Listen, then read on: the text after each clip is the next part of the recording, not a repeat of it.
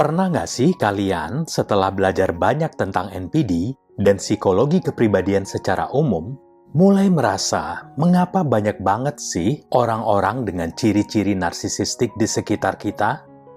Akhir pekan lalu, saya ke kebun binatang Ragunan. Bukan mau lihat binatang.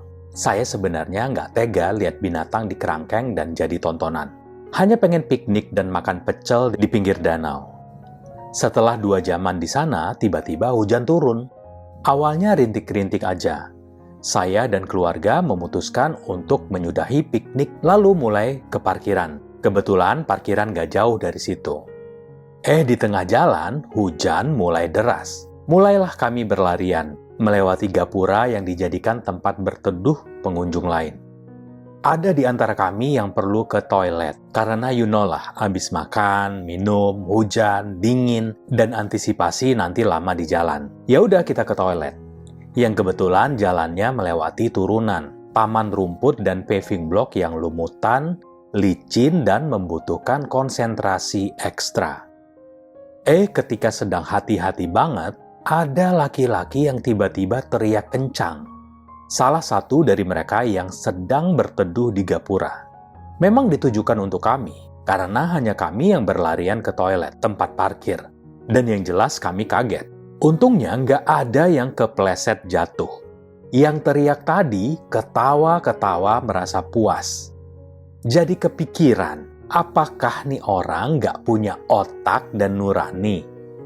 Seneng melihat kesengsaraan orang. Apakah ada DNA birokrasi Konoha di dalam tubuhnya? Senang bikin orang susah, susah lihat orang senang.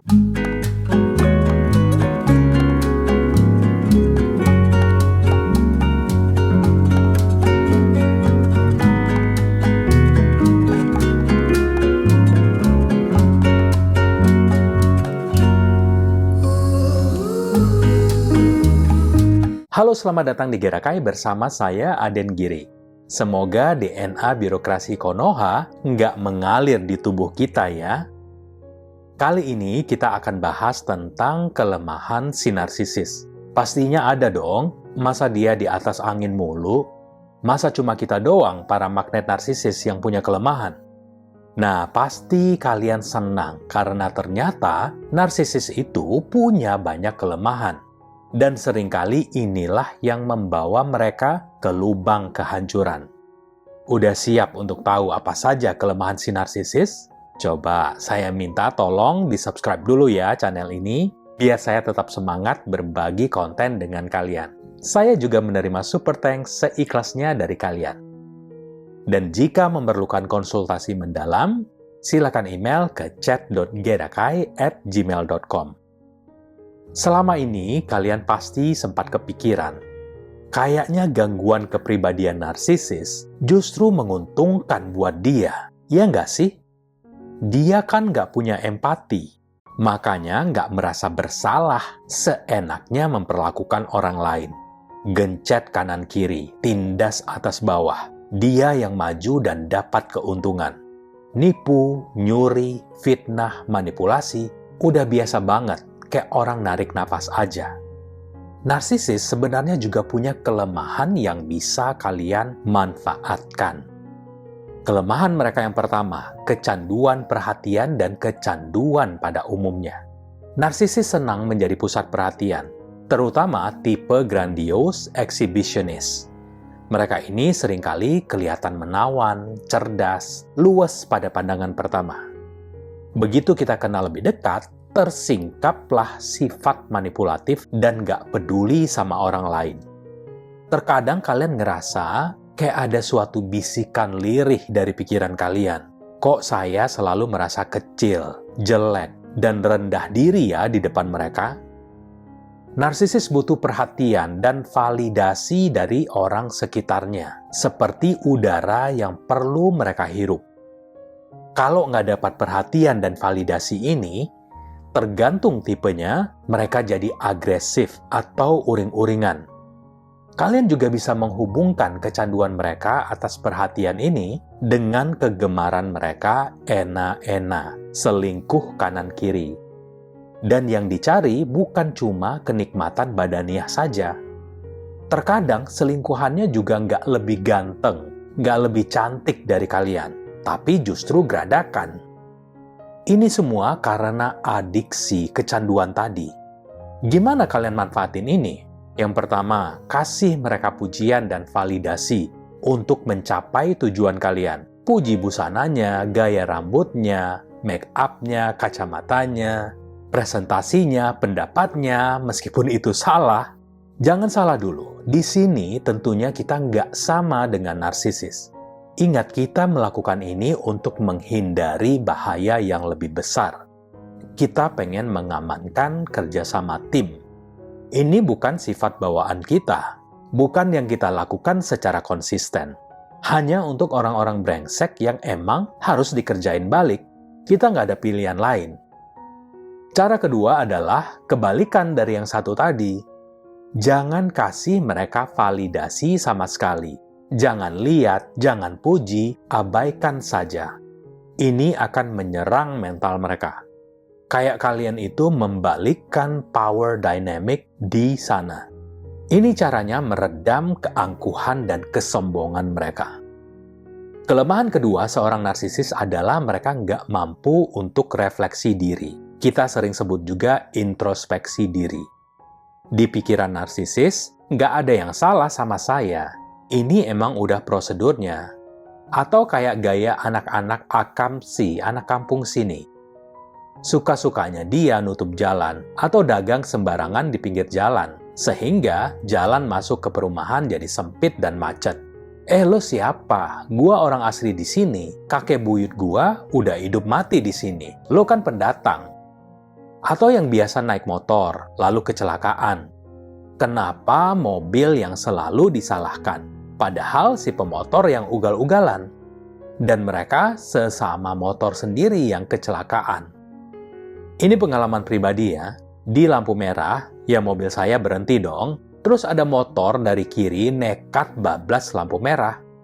Dan tiba-tiba ada motor juga dari arah kanan kecepatan tinggi, nggak lihat kanan kiri. Duar, saling nabraklah tuh mereka. Dan jatuh tepat 1 meteran di depan mobil saya.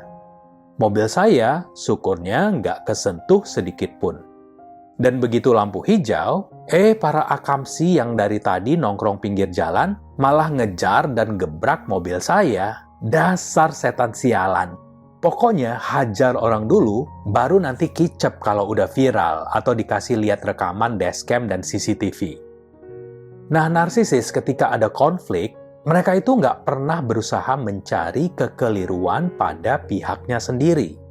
Selalu nyalahin orang lain dulu. Mereka nggak pernah mempertimbangkan kemungkinan bahwa mereka juga bisa aja melakukan kesalahan.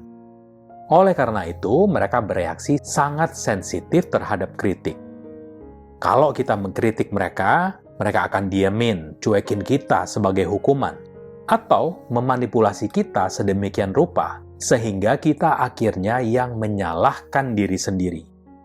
Dan dalam beberapa kasus ekstrim, bahkan kitalah yang merasa perlu untuk minta maaf karena udah bikin suasana gaduh dan gak enak.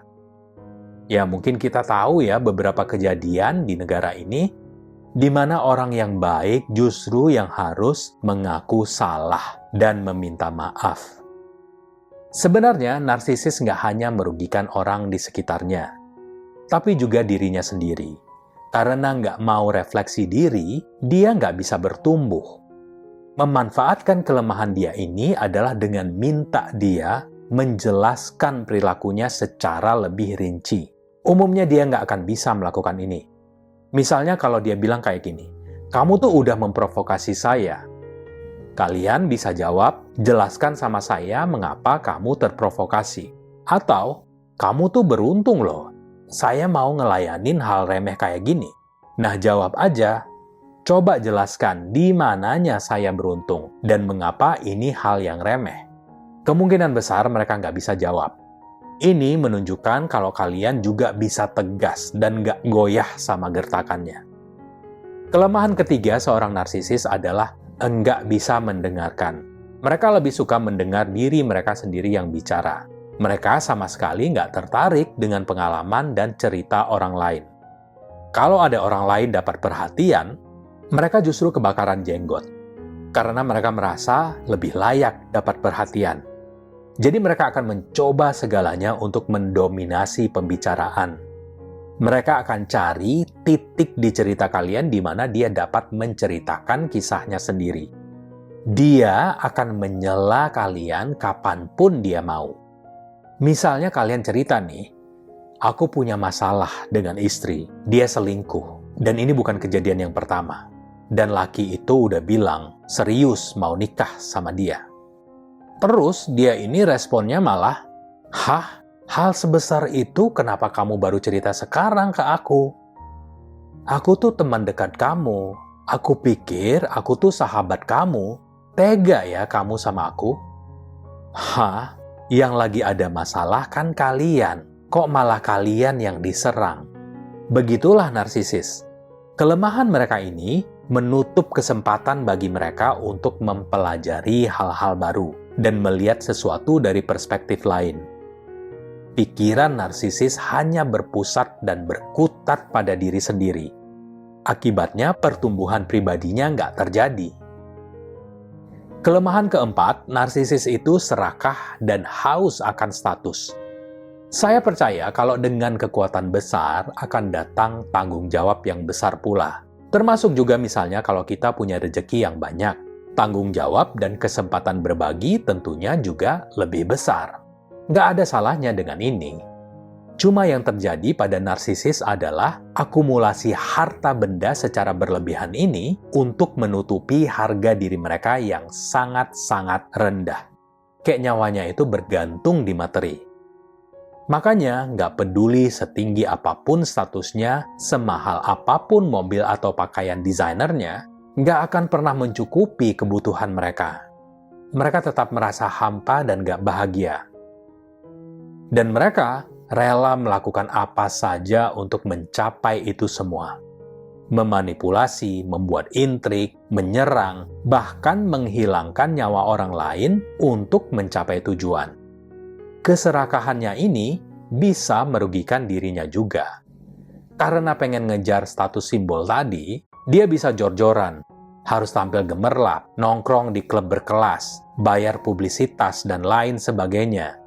Sampai terlibat hutang sana-sini. Bisa pinjol, judol, atau apalah itu kripto, investasi bodong, dan lain-lain. Ya kehancuran finansial lah. Orang bilang fenomena OKB, orang kaya baru. Sebenarnya ini adalah fenomena narsisistik yang terjadi. Ada kok OKB yang biasa aja. Kalau kalian punya kekhawatiran dengan betapa jor-jorannya pasangan kalian, mulai ambil antisipasi, pisahkan rekening kalian, buat pembukuan yang jelas. Kalau perlu, ada perjanjian pranikah. Kalau harta gono gini ya sesuai dengan apa yang dia usahakan sendiri. Jadi lindungi keuangan dan aset-aset kalian. Kelemahan kelima, mereka itu takut kalah saing dan dipermalukan. Nah, ini ada kaitannya dengan hal yang di atas tadi, yaitu keserakahan. Mereka merasa harus meraup semua pundi-pundi yang mereka pikir memang hak mereka. Ya misalnya mereka bersedia aja jadi istri kedua dari si bapak haji yang tajir, hanya untuk menguras hartanya. Dimintalah mahar setinggi-tingginya, terus langsung balik nama aset apartemen dan mobil padahal baru 2 bulanan menikah. Ini semua karena didasari rasa takut kalah saing dan dipermalukan di lingkungannya. Saya kan cantik, saya kan pintar, saya mampu menjadi yang terbaik. Saya sering dengar, persaingan di antara perempuan itu jauh lebih sengit. Dan yang culas, narsisistik abis, bisa sangat kejam menilai, menakar teman tongkrongannya dari atas sampai bawah. Dari tempat perawatan, jumlah asisten rumah tangga, sekolah anak, dan seterusnya. Yang takut kalah saing dan dipermalukan, ya udah deh makin terjerat ke dalam permainan yang gak ada habisnya ini. Sekali lagi, siapa sih yang gak mau barang berkualitas? Biasanya kan barang mewah menawarkan itu, kualitas bahan baku, pengerjaan, dan desainnya yang menarik. Ya kalau sanggup, ya wes, silakan. Nah, biasanya yang gengsi ketinggian ini justru orang-orang yang belum mampu. Karena didasari oleh gengsi, rasa takut dipermalukan. Dampak berikutnya dari ini adalah susah banget mengajak narsisis itu bekerja sama, berkolaborasi, karena ya dia maunya kompetisi, saingan mulu. Kelemahan mereka yang keenam adalah kesulitan berkomitmen dalam hubungan. Susah banget mereka mempertahankan hubungan. Narsisis nggak bisa terbuka sama pasangannya, karena motivasinya menjalin hubungan nggak sama dengan orang biasa. Mereka akan selalu menutup rapat relung hati mereka, karena banyak kotoran busuk di sana. Kalau kita tahu isi hati mereka, ya udah pasti nggak ada yang mau sama mereka. Buat kalian yang udah khatam nih tentang siklus hubungan narsisistik, pasti udah paham gimana mereka berperilaku pada setiap tahapan hubungan. Gombalannya di masa love bombing, pengen buru-buru komitmen, nggak kemakan lagi sama kalian. Justru ini red flag yang langsung ding-ding-ding digendang telinga kalian. Ya, kalian bisa aja manfaatin kelemahan dia ini. Di masa ngegombal ini, pura-pura aja tersipu atau tergoda malu. Terus langsung tendang dia sebelum komitmen melangkah lebih jauh. Kelemahan terakhir, ketujuh, ketakutan berlebihan terhadap kematian. Orang yang nggak mengidap NPD juga pasti takut mati. Maksudnya kalau memang kita bisa hidup sehat, lebih lama, punya manfaat bagi lebih banyak orang, ya nggak apa-apa dong dianugerahi usia yang lebih panjang. Nah, narsisis ketakutannya terhadap kematian bisa 3 kali lipat dibandingkan dengan orang kebanyakan. Jadi gini, narsisis itu kan ingin berada di atas, di puncak segala puncak. Nah, sementara kematian itu kan nggak membeda-bedakan. Orang kaya mati, orang miskin mati, seganteng Mas Bre juga mati, dan secantik Nuraini Stormy juga mati. Ya kan? Semua penghargaan, piala, uang, dan harta benda lainnya akan jatuh ke tangan orang lain. Atau akan dibuang, dan gak lama akan dilupakan. Ada yang bilang rata-rata kita di dunia ini, di generasi ketiga setelah kita, anak dari cucu kita, terkadang malah cucu kita sendiri akan lupa sama kita. Kematian emang gak bisa dihindari. Hal ini membuat si narsisis berada pada posisi yang setara dengan orang lain. Dan itu membuat mereka takut setengah mati. Makanya di usia tuanya, narsisis itu kayak makin hancur dan sengsara gitu. Sering orang bilang, karma si narsisis akhirnya menggerogoti dirinya sendiri. Bukannya makin bijaksana dan bersyukur ya, sudah melewati berbagai rintangan kehidupan, sudah membantu sekian banyak orang, bisa materi, kasih sayang, atau ilmu pengetahuan. Karena yang mereka lakukan seumur hidup, ya kebalikannya, menggerogoti orang lain. Sementara kalau orang baik dan benar, saya rasa kalau emang udah saatnya pergi, yo wes, I am ready wae. Mau dilahirkan kembali sebagai anak Pangeran Monaco? Wih. Atau mau coba upload kesadaran dan pikiran dan hidup abadi di dunia digital? Ya silakan juga. Ya intinya terserah. Kita akan menghargai masanya kita. Mau masa bertumbuh, bersedih, bergembira, berakhir, ya semua udah jalannya kita. Jadi itu ya kelemahan si narsisis. Mereka itu nggak mencari persahabatan atau hubungan yang tulus. Bagi mereka, orang lain adalah instrumen untuk penegasan dan validasi diri yang ingin mereka manfaatkan untuk tujuan mereka sendiri. Terutama orang-orang dengan karakter yang sangat sensitif dan punya rasa percaya diri yang kurang. Sering kali jatuh ke dalam cengkraman orang-orang yang narsisistik. Memang sulit untuk keluar dari hubungan atau persahabatan seperti itu. Tapi bukan berarti nggak mungkin.